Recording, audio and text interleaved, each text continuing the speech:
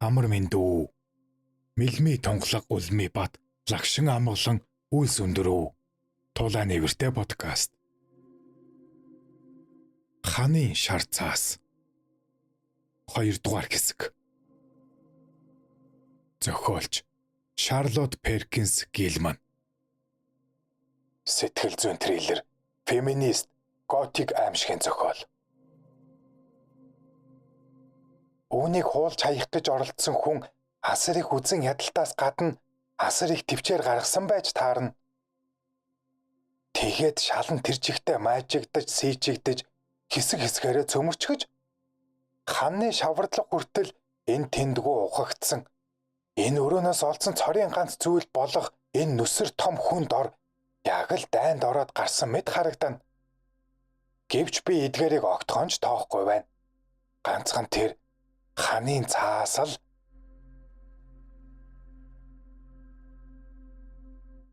Жонни дүү ирж авна. Ямар инхри охин гэж намайг яаж халамжилдаг гэж санана. Түүнд юм бичиж суугаагаа харуулж болохгүй. Тэр бол ажилдаа чин сэтгэлээсээ ханддаг. Үүнээс өөр илүү сайн мэрэгжил гэж үгүй гэдэгт итгэдэг төгс гэрийн эзэгтэй. Намайг энэ бичих ажил өвчтөе болгосон гэж тэр чин сэтгэлээсээ боддогт би мөрийцгэд ч бэлэн байна.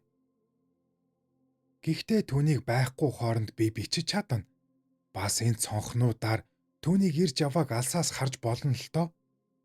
Нэг цонх нь моддоор хүрээлүүлсэн үзэсгэлэнтэй тахиралцсан зам руу, нөгөөх нь хөдөө тал руу хардаг юм. Сүрлэг хайлаас мод хилэн мэд зөөлөн нуг хөндийгээд үнэхээр үзэсгэлэнтэй нутаг. Харин энэ ханны цаас өөр өнгийн туяатай нэг тийм далд хээтэй юм. Тэр нь хүнийг үнэхээр бухимдуулна. Учир нь зөвхөн тодорхой гэрэлдэл харагдах бөгөөд нарийн тод бас харагдахгүй. Гэвч өнгөн гандаагүй хэсгүүдэд нарны тусгал яг таарах үед би нэг хачин өдөөн хатгсан ч юм уу хэлбэргүй нэгэн дүрсийг олж хардаг. Тэр дүрс өнөөх утгагүй ил харагдах нүүрэн талын хээний цаана нуугдаад гитэж байх шиг санагдана. Дүү шатаар өксөж байна. За ингээд 7 дугаар сарын 4-ний баяр дуслаа. Хүмүүс бүгд явцгааж би туйлдаа хүртэл ядарч хоцров. Жон намайг хүмүүстэй уулзвал дээрдэх болов уу гэж бодоод ээж, Нэли болон хүүхдүүдийг 7 хоног авчирсан юм. Мэдээж би юу ч хийгээгүй. Одоо Жэйнэл бүх зүйлийг зохицуулдаг болсон. Гэвч энэ бүхэн намайг яг л адилхан ядрааж орхилоо. Жон намайг хурдан дээрдэхгүй бол эрэх намар Вэйр мичил рүү явуулна гэж байна. Гэвч би тийшээ огт явмааргүй байна. Миний нэг найз өмнө нь тэр хүний гар дээр байсан бөгөөд Жон миний ах хоёроос ялгаагүй бүрж илүү хатуу хүн гэж хэлсэн. Тэгээд ч тийм хол газар явна гэдэг надад дэндүү хүнд даалгавар юм. Одоо надад юу ч хийх хүсэл төрөхгүй дэндүү гомдомтгой өглөө болж ховирч байна. Ялахгүй зүйл дээр уйлж бараг л бүхий л цаг хугацааг уйлж өнгөрөөх юм. Мэдээж Жон эсвэл өөр хэн нэгэн байх үед би уйлдаггүй л дээ. Зөвхөн ганцаараа байх таа л. Одоо би ихэвчлэн ганцаараа байх болжээ. Жон хотод хүнд өвчтнүүдтэй саадах нь олширч Жэйнич намайг хүсвэл ганцаархан минь тайван орхидог болсон. Тийм болохоор би цэцэрлэг эсвэл өнөөх үзэсгэлэнт нарийн гудамжаар баг зэрэг алхаж сарнаа цэцэгт хучигдсан үүдний асарт ор сууж эсвэл эндээ ихэвчлэн хэвтэж өнгөрөөдөг боллоо. Тэр ханын цаасыг үл харгалзан би нөрөөндөө үнэхээр тасаж байна. Магадгүй тэр ханын цааснаас болж тасаад байгаа ч юм болов уу? Энэхээ миний санаа бодлоос огтхонч гарахгүй юм. Би энэ нүсэр хөдөлгөөнгүй орон дээр хөвтөд өнөөхөө хідэн цагаарч хамаагүй нүдэрээ дагдаг болов. Энэ яг л гимнастик хийж байгаа мэт биеийг нь чилээдэг гэвэл чи идэх үү? Би эхлээд заавэз тэр буланд байгаа хинч хүрэхгүй хэсгээс нь эхлэе гэж бодоод энэ утга учиргүй хээг ямар нэгэн төгсгөлд хүргэж тайлахын тулд 1000 дахь удаага хичээнэ. Би дизайны зарчмуудын талаар бага сага мэднэ л дээ. Тийм болохоор энэ зүйл цацраг юм уу, ээлжлэл, давтамж, тэгш хэмгээд миний мэдих ямар ч хууль дүрмд захирагдаж зурагдаагүй гэдгийг би баттай хэлнэ. Мэдээж хэсэг хэсгээрээ давтагдах боловч түүнээс өөр ямар ч зүй тогтол алга. Нэг талаас харвал хэсэг бүрэн тусдаа бие даасан мэт бөгөөд цогтүүгийн дэмэрэлд авцсан гэлтэй доройтсон Ромын хэв маягийн хөөнг мөрөө дүрсүүд утга учиргүй баг нь болон дээш доош мөлхөн. Харин нөгөө талаас нь харвал тэдгээр нь ташуу шугамар холбогдож замын хажуугийн далайн замаг мэд нэг нэгнээ хөөцөлдөн харааны аимшиг төрүүлэм асар том долгион болон урсаж байна. Тэгвэл энэ бүхэн хөндлөн чиглэлд бас урсдаг юм шиг санагдана. Би тэр чиглэлд ямар дараалаар явж байгааг нь ялгаж таних гэж өөрийгөө туйлд нь хүртэл ядраадаг. Тэр бүр хөндлөн хэсгийг нь нүдэрээ имжээр болгон ашигласан нь толгой эргэм замбраагүй байдлыг уламж нэмэгдүүлнэ. Өрөөний нэг талын ханын цаас бараг бүтэн бүтнээрээ байхад л тэнд гэрэл ташуу тусаж нар жаргах үед би ямар нэгэн цацраг байгааг арай гэж олж хардаг. Тэрхүү эцэс төгсгөлгүй хачин дүрсүүд нэгэн ерөнхий төв цэгийг тойрон бүрэлдэж байснаа гинэтгэн л тал тал тийшээ галзуу юм шиг хуйлдран ордох шиг санагдана. Үүнийг дагаж харах нь намайг дэндүү ядрааж байна. Жаахан дуг хийгээдгий. Таалагдж байна уу? YouTube дээр Туулаа нэвртэй подкаст. Туулаа нэвртэй подкастаа дэмжиж лайк товчоо дараарай. Ердөө ингээд л болоо. Би яах гэж үнийг бичээд байгаагач мэдэхгүй юм. Бичмээргүй байна. Бичих тэнхэлж алга. Жон үүнийг утгагүй зүйл гэж боддгийг би мэднэ л дээ. Гэвч би өөрийн мэдрэмж бодлоо ямар нэгэн байдлаар гаргах ёстой. Энэ нь надад асар их тайвшрал өгдөг юм. Гэвч бичих гэж гаргаж буй хүч минь өнөөх тайвшрлаасаа илүү хүнд тусах болоод байна. Одоо би ихэнх цагт дэндүү залхуурч байнга л хэвтэх боллоо. Жон намайг тамир тэнхээгээ алдаж болохгүй гэж хэлээд загасны тос олон төрлийн тамиржуулах юм уулгаж байна. Шар хайраг, дарс, дутуу болгосон мах гэд юу эсхийг өгөхөв дээ. Хайрт Жон минь. Тэр надад маш их хайртай. Намайг өвчтөй байхад үнэхээр дургүй. Нөгөөдөр би түүнтэй нухацтай ухаалаг ярилцах гэж оролдож байгаа. Үеэл Хенри Жулия хоёр дээр очихыг хичнээн өгөх хүсэж байгаагаа хэлсэн юм. Гэвч тэр намайг явах тэнхээгүй очисон хойнооч биемэн дийлэхгүй гэсэн. Би өөрийгөө өмгөөж ойлгохтойч ярьж чадаагүй л те. Учир нь яриа дуусахаас өмнө уйлаад эхэлчихсэн. Утга учиртай цэгцтэй сэтгэх гэдэг нь надад асар их хүч шаарддаг болоод байна. Зүгээр л энэ мэдрэлийн сулдаанаас болж байгаа бах. Тийм үү? Миний хайртай Жон намайг тэрвэрч аваад дээд давхар руу гаргаж орон дээр хэвтүүлсэн. Тэгээд хажууд минь суугаад миний толгой өвдөж ядрах хүртэл надад ном уншиж өгсөн. Тэр намайг өөрийнх нь эрхэм нандин тайтгарал байгаа бүхнэн гэж хэлээд түүний төлөө өөрийгөө хичээж бие сайн бодох ёстой гэсэн.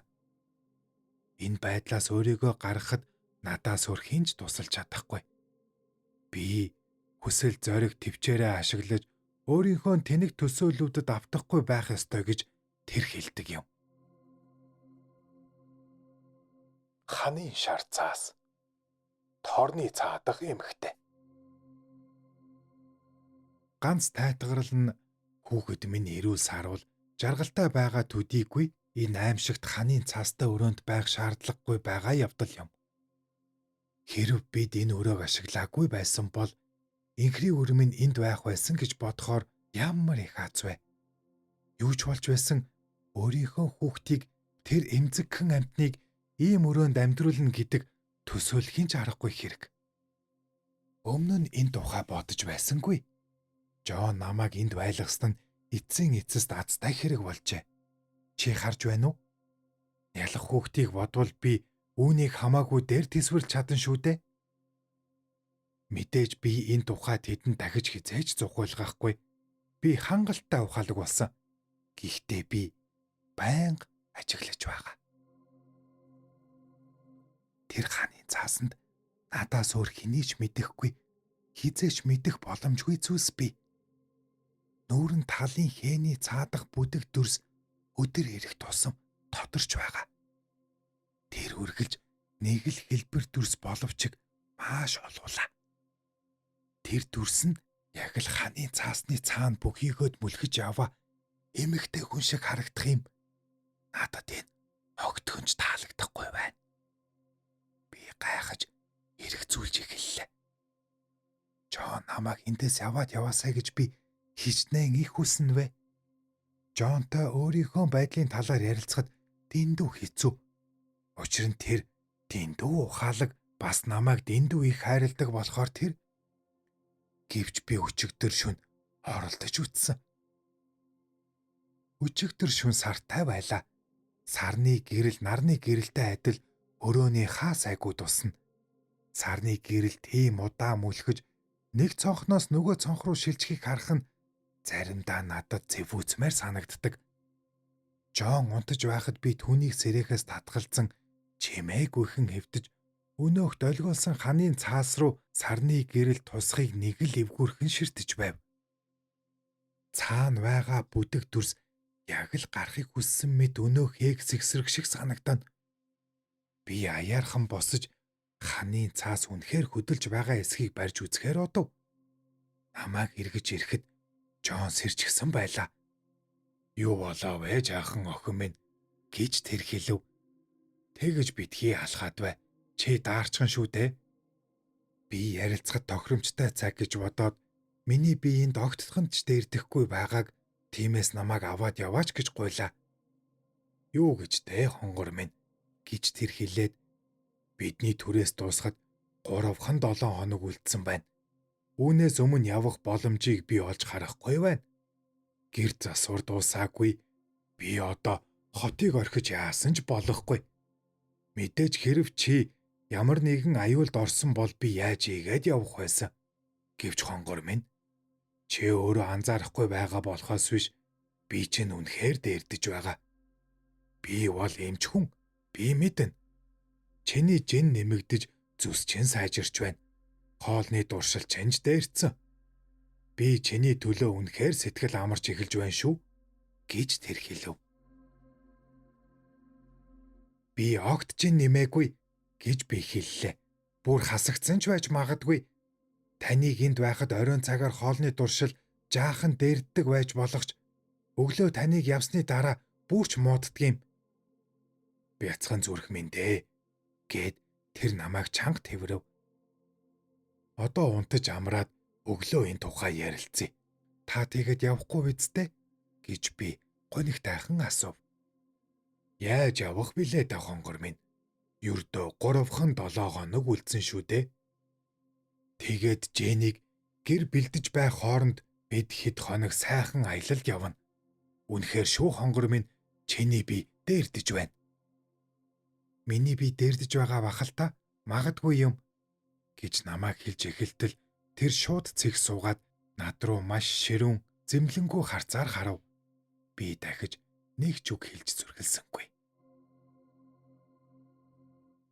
Миний хонгор гэж тэр үргэлжлүүлээд миний төлөө, хүүхдийнхээ төлөө, бас өөрийнхөө төлөө гуй. Тийм бодлыг ганц хоромч гэсэн толгойдоо бүү ойртуул. Чам шиг зан ааштай хүнд үүнээс илүү аюултай зүйл гэж үгүй. Энэ бол ердөө л хуурамч тэнэг төсөөлөл. Намайг эмч хүний хувьд хэлж байхад чи надад итгэж чадахгүй байна гэж үү? Ингээд би энэ сэдвэр дахиж юу ч дуурсангүй. Удалгүй бид унтацгаалаа. Туулай нэвэртэй. Тэр намайг төрүүлээд унтчихлаа гэж бодсон байх. Гэвч би унтаагүй юм. Би олон цагийн турш хэвтэж өнөөх ханын цаасны нүүрэн талын болон ард талын хэн үнэхээр хамтдаа хөдлөөд байна уу? Эсвэл тусдаа байна уу гэдгийг шийдэх гэж хичээв. Өдрийн гэрэлд иймэрхүү хээг харахад ямар ч дэс дараалалгүй хууль дүрм захирагддаггүй байдал нь эрүүл хүнийг байнга бухимдуулмаар, өнгөцөсөн зэвүүн хүнийг галзууруулж орхимоор, гівч хэн бүрч илүү эрүү шүүлт шиг чи үүний учрыг тайлцглаа гэж бодмогц хээгэн дагаад яг явж байтал тэр гинэтхэн араараа эргэлт хийгээд чиний өмнө гараад ирнэ. Тэр чиний нүүр рүү алгадаж чамааг унгаагаад дээрээс чин дэвслэх шиг л болно. Яг л аимшигтай зүуч шиг. Гадна талын хэн мөөгийг санагдуулам цэцэгт хэнүүдээс бүрдэнэ. Хэрв чи нэгнтэйгээ холбогдсон мөөгнүүдийг эцэс төгсгөлгүй үргэлжлэх мушгиралдан ургаж буй мөөгнүүдийн цуваа гэж төсөөлж чадвал шүү дээ. Тийм ээ. Энэ яг л тиймэрхүү харагддаг юм. 2 дугаар хэсэг төгсөв. YouTube дээр Туулаа нэвртэй подкастыг үзэж бас сонслоо. Бичлэг таалагдсан бол сэтгэлдээ үлдээгээрэй. Тэгж Туулаа нэвртэйгээ дэмжээрэй. Танд, таны гэр бүлд эрүүл их аз жаргал хамгийн сайн сайхан бүхнийг хүсье.